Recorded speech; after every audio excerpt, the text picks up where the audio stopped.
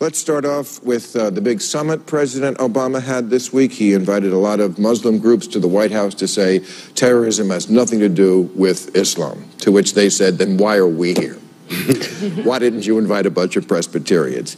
So there's also this article this week in The Atlantic that got a lot of play. It's called What ISIS Really Wants by a guy named Graham Wood. And I want to show the quotes, a few quotes from Obama and then a few quotes from this, because they're diametrically opposed, and then you tell me who's right.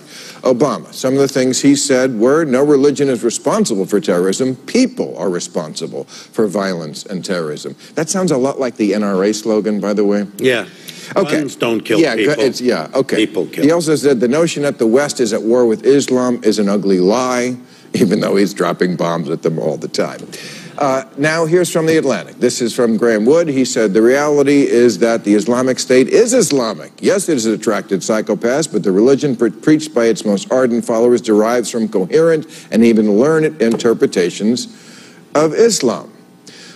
So who's right about this? You know, I think neither are right, and neither are really hitting the nail on the head here. I wasn't expecting that, Rob. Well, look at that. You're triangulating. No, I'm not triangulating. I'm trying to get at a truthfulness here, which is, if you look at the most violent Islamic groups, whether it's ISIS or Al-Qaeda, these are essentially Sunni-based. The Muslim world was divided 1,400 years ago between Shia and Sunni, and the Sunnis are exerting their will and their control right now. And they would not be where they are now, especially in Syria and Iraq, had we not removed Saddam Hussein, which kept that area together with an iron fist. He looks better all the time. Well, no, I'm not saying... No, he does. I'm not saying... And Gaddafi, too. Well, I'm not saying Saddam Hussein was a good guy. He wasn't a good guy, but the world doesn't... You know, it's not about what's the best thing. I mean, it is about what's the best. There are sometimes no good answers. It's just the best one possible. Yes, I agree. And we had them in a box and we had them contained. Right. And now you have the Sunnis who are basically, you know, pushed aside, are now asserting themselves. And so basically it is a religious war, but it's a religious sectarian war. And to paint it all as Islamic, I think, is a big mistake. Well, and the other issue here is Obama is trying to avoid this phrase Islamic extremism. And this is actually the same kind of challenge that President Bush confronted as well. He also struggled with how to define this sort of terrorism. At first, he began with the rhetoric of the Crusades, and he kind of backed off of that because it played into the whole clash of civilizations. And he eventually settled on referring to Islamic radicalism, but he always said as well that Islam was the religion of peace. They both kind of said that. Well, if you say everybody who's Islamic is a terrorist, you're headed for trouble. No one is saying that. Okay, well, we agree then.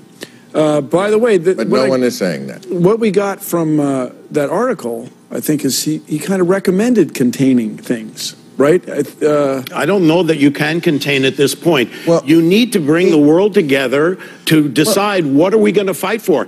I want to see some Sunni Arab states have a stake in this. Saudi Arabia needs to have a stake in it. But this idea that we cannot even call it Islamic terrorism seems Orwellian to me. It seems like we're paying a very high price for this, which is we can't discuss it even rationally.